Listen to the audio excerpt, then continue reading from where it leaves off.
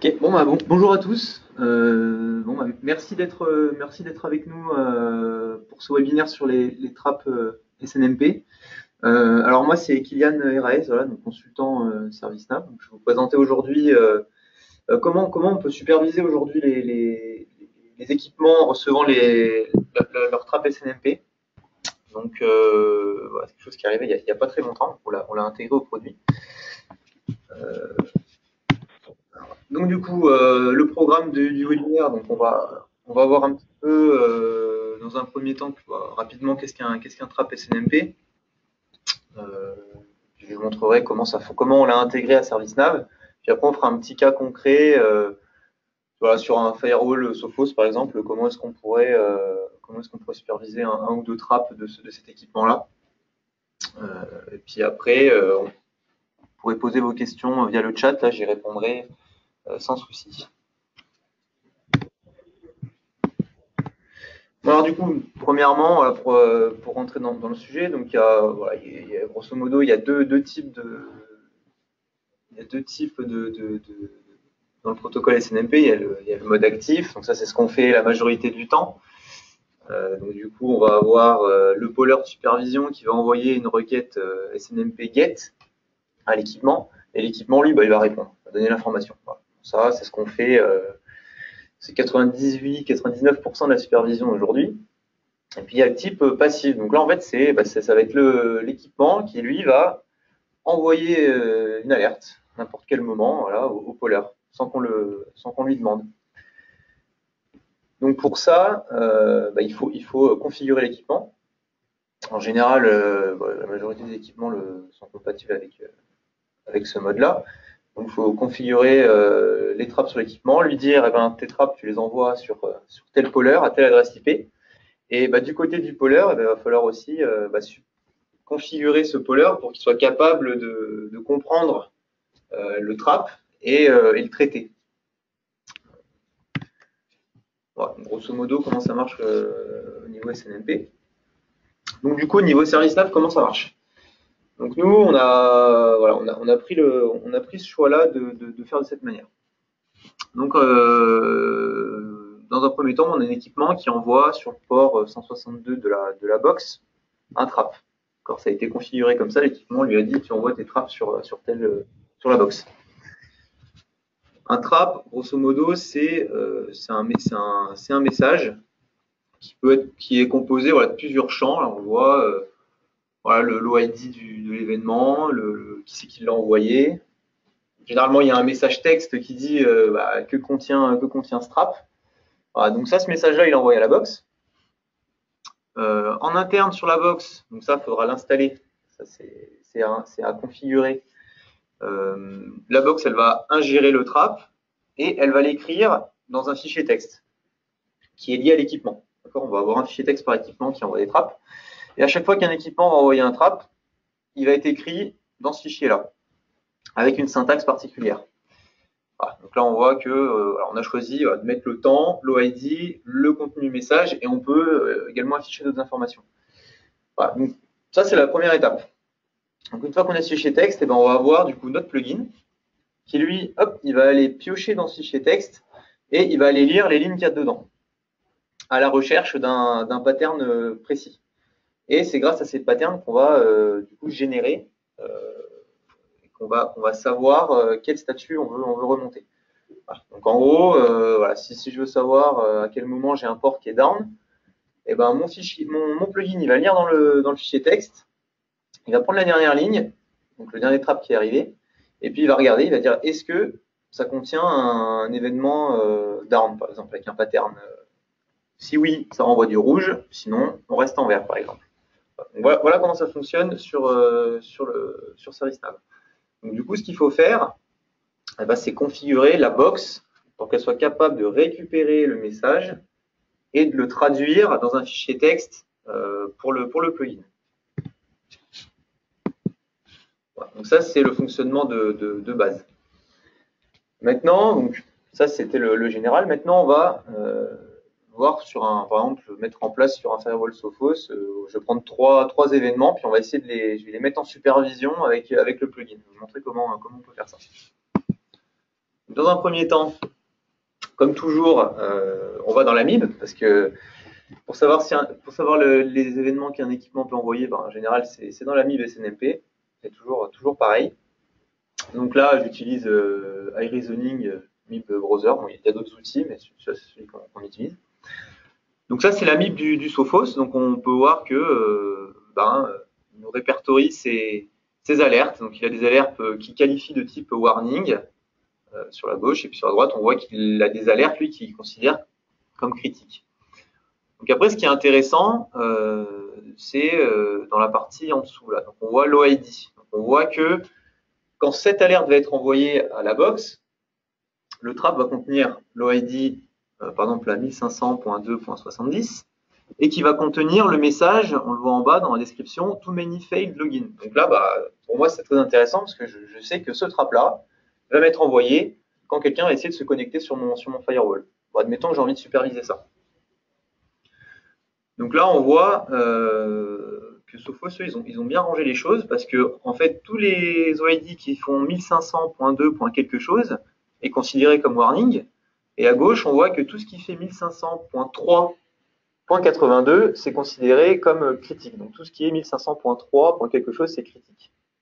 Donc nous, au niveau de notre pattern matching, ça va être assez simple de déterminer quel message, quel trap envoie du warning ou du critique. On va faire un pattern sur l'OID qu'on trouve, et puis en fonction, on va afficher un résultat, un statut. Voilà, donc là, j'en ai sélectionné 3 pour l'exemple. Donc le 1500.2.70, voilà, pour les too many failed login. On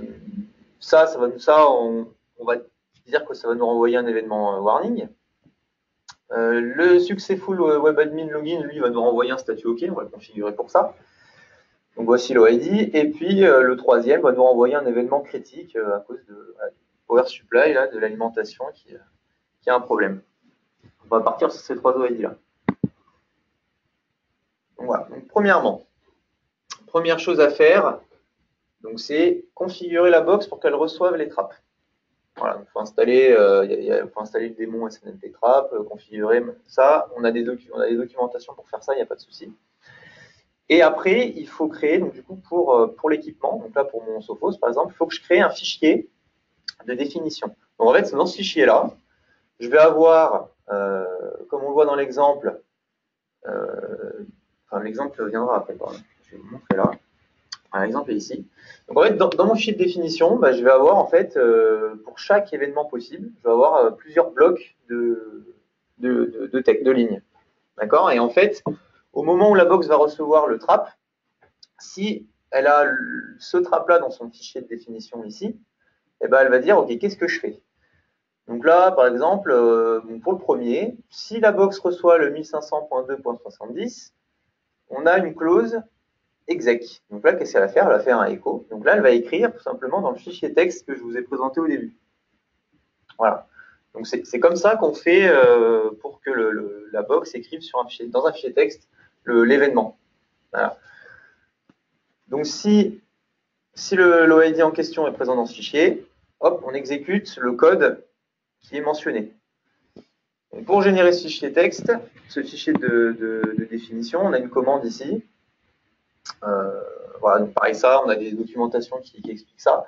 Et l'avantage après, c'est que de toute façon, ça, c'est à faire une fois pour chaque équipement. C'est-à-dire que moi, mon Sophos, par exemple, là, j'ai lancé la commande. Donc, dans mon fichier de définition, il m'a créé 161 blocs, comme on a vu là. Donc, il y a 161 événements possibles. Et une fois que j'ai fait ça pour mon Sophos, j'ai plus besoin de le refaire.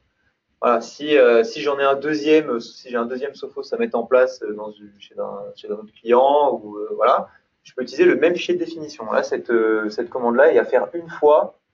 Voilà, donc en fait, on traite la MIB et puis on en sort un fichier de définition. Donc ça, on a des documentations pour ça. Voilà, pas de souci. Donc du coup, voilà, donc en fait, là, je vais avoir 161 blocs comme ça, avec à chaque fois l'OID en question et la commande à exécuter. Donc à chaque fois, on va écrire dans un fichier texte. Voilà. Donc là, maintenant, je vais vous montrer, en fait, donc une fois que j'ai généré ce fichier-là, et que je l'ai mis en place sur ma box, donc là, je vais vous montrer du coup que les trappes sont bien gérées. Donc là, j'ai fait un tail sur mon fichier où les trappes vont être écrits. Et puis, avec mon logiciel, là, je vais simuler comme si un équipement allait envoyer un événement à ma box. Donc là, je prends un NoID. Voilà. Donc là, j'ai pris le too many failed login. D'accord. Donc je vais dire, bon, bah, je vais l'envoyer à ma box. Donc là, je mets l'adresse IP de la box, je mets l'OID en question et je l'envoie. Voilà.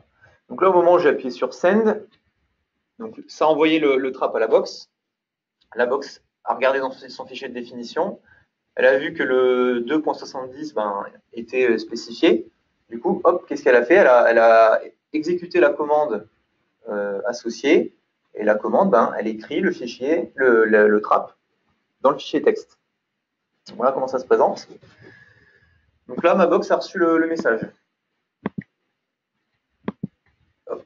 Donc là, si je reviens donc sur mon trap qui a été reçu, donc en fait, le bloc exécution là, de commande, donc qui ressemble à ça, donc on voit qu'il y a plusieurs variables et que ça va écrire dans un fichier texte comme ceci.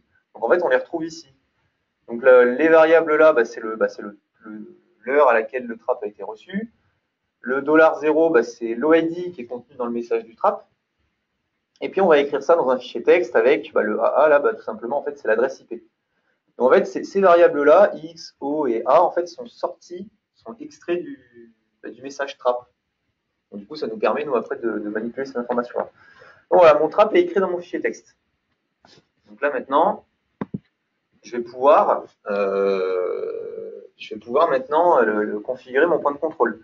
Parce que maintenant, tous les traps que je vais recevoir à chaque fois, donc là j'en ai reçu quelques-uns, voilà, un peu les link down, manifest login. Tous mes événements vont venir petit à petit se mettre dans mon fichier texte. Et après, je vais aller le lire avec mon plugin.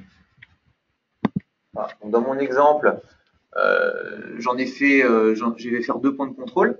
Donc, je vais faire un point de contrôle. Voilà. Déjà, voilà comment se présente le point de contrôle. Donc, on a 3 paramètres qui vont être pattern critique, pattern alerte, pattern OK. D'accord. Donc, en fait, tout simplement,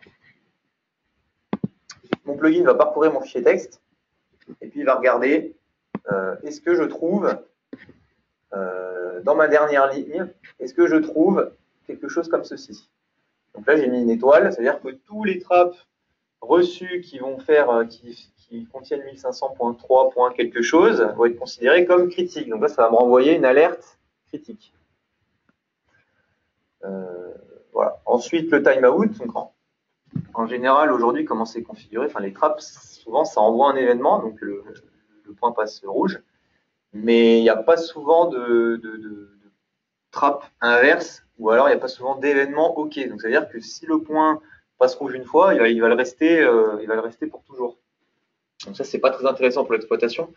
Nous, ce qu'on veut, c'est qui passe rouge, qui passe OK si on reçoit un trap pour dire que c'est revenu normal. Donc dans ce cas-là, on va mettre dans un pattern OK, on va dire si on reçoit tel pattern, on va réafficher OK sur le point de contrôle. Ou alors, on a mis en place une sorte un timeout qui dit que une fois que ça passe rouge, si pendant, par exemple, à 2 minutes, je ne reçois pas d'autres trappes rouges, je vais repasser en OK. Voilà, donc ça, on n'est pas obligé de l'utiliser. On peut très bien ne pas mettre de pattern OK et de timeout. Dans ce cas-là, une fois que le point passe rouge, il va le rester pour toujours. Et puis ensuite, on va afficher une sortie texte. Donc la sortie texte, soit c'est dans la sortie du plugin, donc soit j'écris quelque chose avec mon clavier, n'importe quoi, soit je décide d'afficher une variable, la variable 3 par exemple. Si je reprends la structure de mon fichier ici, en fait, on a des champs qui sont séparés par ces symboles-là. Et donc tout simplement, le plugin, lui, considère que le premier champ, c'est $1, le deuxième, c'est $2, et le troisième, c'est $3. Donc là, moi, j'ai envie d'afficher dans mon point de contrôle, j'ai envie d'afficher la sortie texte, j'ai envie d'afficher le message du trap qui est contenu dans le troisième champ de mon fichier. Donc du coup, moi, qu'est-ce que j'ai fait? Dans mon point de contrôle, je mets $3. Voilà. Si j'ai envie d'afficher autre chose, je peux. Si j'ai envie d'afficher la date, par exemple, je vais mettre $1. Ici, je vais mettre $1, $3, par exemple. Ça va m'afficher l'heure et le message. Voilà, c'est assez, là, c'est un peu, on fait comme on veut. Et puis du coup, j'ai fait un deuxième point de contrôle qui lui va passer en alerte s'il reçoit ce pattern-là, donc cet OID-là, et qui va passer en OK s'il reçoit cet ID-là. Donc lui, ça, c'est un point de contrôle qui va pouvoir vivre un peu tout seul, c'est-à-dire que ça va passer en warning, et puis dès qu'il reçoit le trap qui dit que tout est OK, il va repasser vert. Donc, de la même manière, je vais afficher le $3, donc je vais afficher le texte contenu dans le trap. Voilà, donc là, le pattern, et pour revenir rapidement au pattern, là, moi, je fais un pattern sur l'OID. Il faut savoir que le pattern, lui, il lit toute la ligne. Donc, je peux très bien faire des mots-clés. Je peux très bien dire qu'à partir du moment où j'ai un message une ligne qui contient failed, ça va me mettre en warning. Ou alors, voilà, on peut aussi faire un pattern sur le texte qui est ici. Voilà. Là, pour le cas du Sophos, c'est plus simple de faire par OID parce qu'au moins elles sont définies, on sait à quoi correspond quel OID. Voilà. Donc là, je configure mes points de contrôle. Et puis maintenant, on va faire j'ai fait un petit test. Donc là, j'ai mis en place mes points de contrôle que je vous ai expliqué à l'instant. Et puis du coup, avec mon logiciel là de MIB, je vais envoyer un trap à ma box, comme tout à l'heure. Donc là, je le configure pour envoyer le 2.70. Donc, si on se rappelle bien, le 2.70, c'est censé m'envoyer un too many failed login. C'est censé me mettre une alerte warning. Voilà, donc là, je l'envoie. La box l'a bien reçu, elle l'a écrit, pas de souci. Et là, donc, je vais retourner dans mon exploitation technique et on va lancer le point de contrôle. Voilà. Donc là, qu'est-ce qui s'est passé? Donc, mon plugin est allé lire les lignes qui sont arrivées depuis le dernier check. Il parcourt les lignes de la dernière, à partir de la dernière reçue, et puis là, donc il voit que le dernier trap reçu, il trigger l'alerte parce que ça contient le pattern que j'ai mis pour l'alerte. Et donc on voit ici que mon too many failed login est bien affiché, parce que on m'a dit d'afficher la variable numéro 3 de mon fichier texte. Voilà, donc maintenant on va essayer avec le point du dessus. Donc moi je lui ai dit, là je mets 3.92, mais si on se rappelle, dans mon point de contrôle, j'ai dit que 3 n'importe quoi, ça me génère un critique. Ouais, moi là je prends 3.92, ça aurait pu être un autre trap. Voilà. Donc là, pardon. Voilà. Donc là 3.92. De la même manière, je vais envoyer, voilà, j'en envoie 3.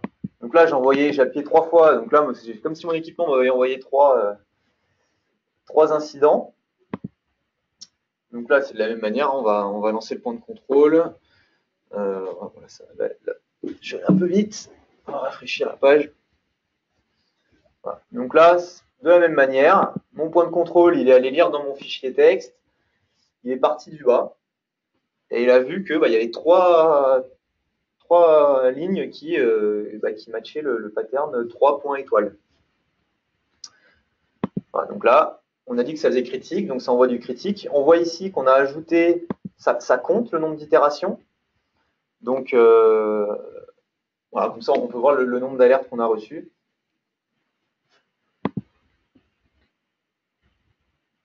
Voilà comment ça marche. Et donc là, maintenant, on va essayer de refaire passer le point qui était en warning en OK, parce qu'on a spécifié que le 1.5, ça mettait mon point de contrôle too many failed login, là, ça le mettait en OK.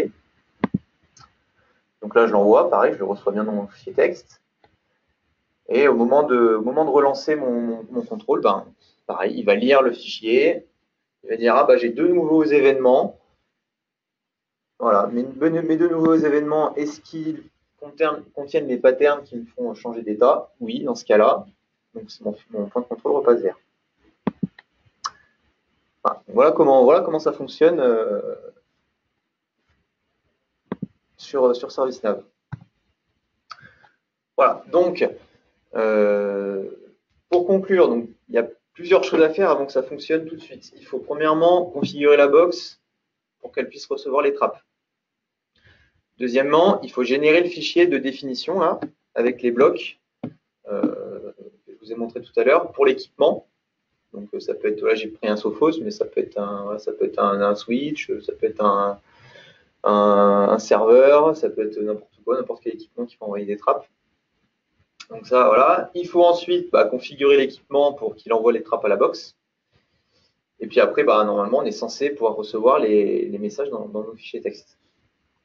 Donc du coup, ce qui est bien dans cette implémentation-là, c'est que le problème principal, comme j'expliquais, c'était que les points de contrôle passent rouge avec les trappes, mais ne repassent pas vert, parce que voilà, en général, le point de contrôle, ils sont faits pour dès qu'il y a un trap, ça passe en rouge. Donc nous, ce qu'on a fait pour ça, c'est qu'on a mis soit le timeout, qui permet de repasser en vert au bout de 30 minutes, 20 minutes sans nouveau trap, par exemple, ou alors, grâce aux patterns qui nous font passer en OK, s'il en existe, des fois, il n'y a pas de trap inverse.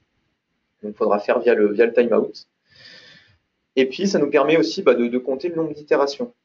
Donc, les améliorations qui sont déjà prévues, parce que voilà, on a vu qu'on pouvait faire peut-être un petit peu mieux. Pour le moment, les points de contrôle changent de statut qu'en fonction des patterns, mais on s'est dit qu'on pouvait aussi faire changer les statuts en fonction du nombre d'itérations reçues. Par exemple, mon fichier texte, je le supervise toutes les 5 minutes, et je supervise le nombre de fois où j'ai des trappes de déconnexion, par exemple, de mes ports réseau. Et je peux dire que voilà, si dans ces 5 minutes-là, j'ai plus de 6 trappes qui me dit que ça s'est déconnecté, voilà, peut-être que ça bagote, donc du coup là je vais passer en état warning ou alerte. Par contre, voilà, si j'ai dans les 5 minutes une petite déconnexion ou deux, je peux considérer que c'est pas grave et que je laisse mon statut en OK. Donc ça, c'est une amélioration qui est prévue. Comme ça, on aura les deux méthodes. Par pattern matching, en fonction du contenu du message, ou par itération, par le nombre de trappes reçues.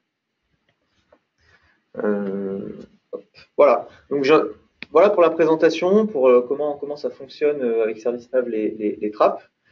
Sur notre site web, on va bientôt mettre du coup les documentations qu'il faut pour pouvoir le configurer. Alors nous, ce qu'on conseille, c'est de nous contacter pour mettre en place les premières fois les trappes, parce que là, c'est sorti récemment. Voilà, on aimerait bien du coup pouvoir voir un peu comment ça fonctionne chez vous. Donc on vous conseille de nous contacter pour qu'on vous aide là-dessus pour que tout fonctionne correctement. Si vous avez des questions, je peux y répondre. Là, vous pouvez me les envoyer par chat, par exemple.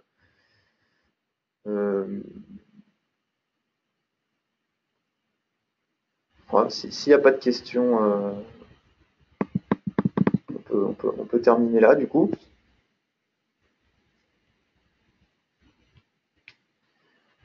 Alors.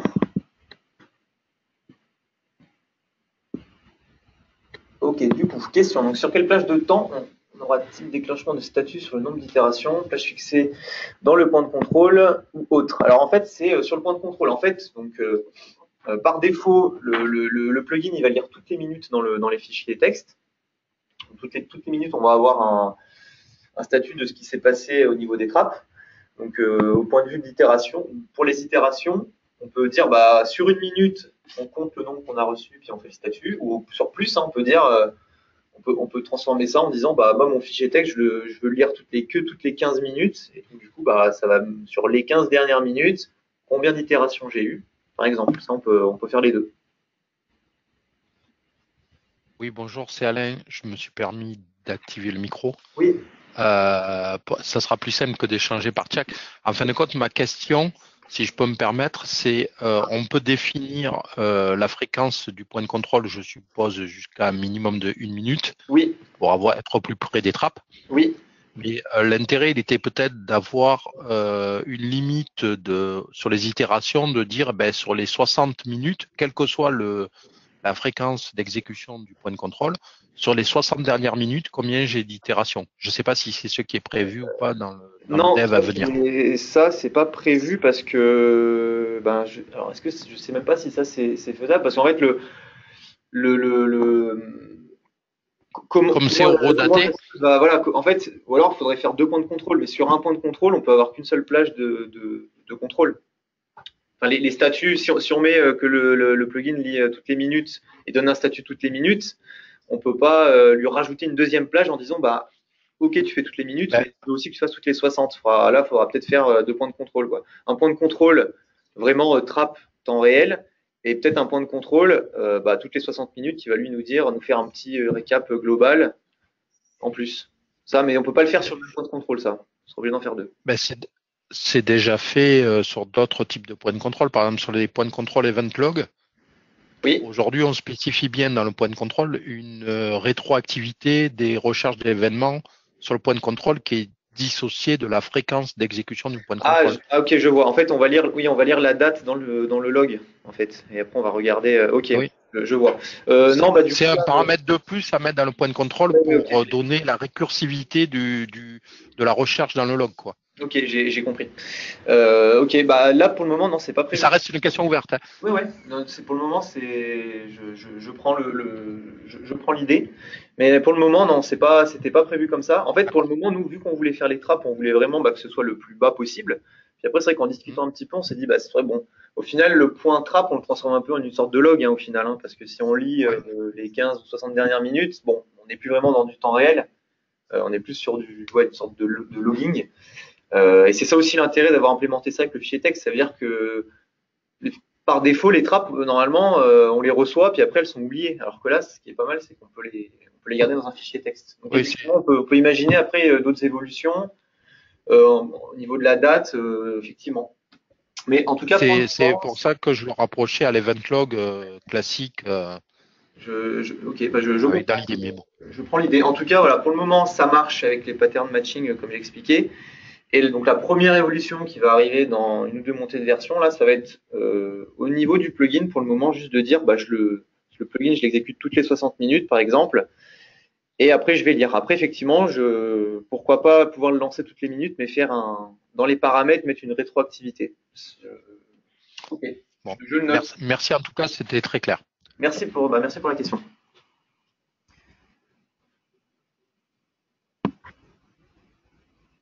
Ok, bon, bah, alors, je regarde s'il y a d'autres questions. Oui. Est-il prévu d'intégrer, je l'ai mis courante. Voilà. Donc, pareil, donc ça c'est une question qu'on m'a posée aussi. En fait, pour le moment, donc, bah, chaque client partenaire va avoir son lot d'équipements peut-être avec les trappes. Donc du coup, chacun va générer ses fichiers de enfin ses fichiers de définition, là, comme on l'a vu avec la commande là. Pour le moment, on a dit chacun peut faire ses fichiers à lui, mais c'est vrai qu'à terme, on aimerait bien bah, pouvoir profiter effectivement des fichiers de chacun avec leur accord, c'est-à-dire de centraliser à chaque fois qu'un client a un nouvel équipement Trap et a généré un fichier de configuration, ce serait bien qu'on puisse le récupérer et le mettre sur les box pour qu'on puisse intégrer tout ça en fait dans les montées de version. Donc effectivement, c'est à l'instant T là, c'est pas fait comme ça, mais à terme oui, on aimerait bien que tout le monde puisse profiter du catalogue, quoi, hein, que ce soit intégré dans les montées de version. Voilà, j'espère que j'ai répondu à la question. De toute façon, le catalogue va s'étoffer petit à petit, parce que c'est vrai que pour le moment, on est au début. Donc voilà, là, forcément, à chaque nouvel équipement, il va falloir recharger le fichier de définition, mais petit à petit, bah, on va avoir un catalogue un peu plus conséquent, quoi. C'est le but.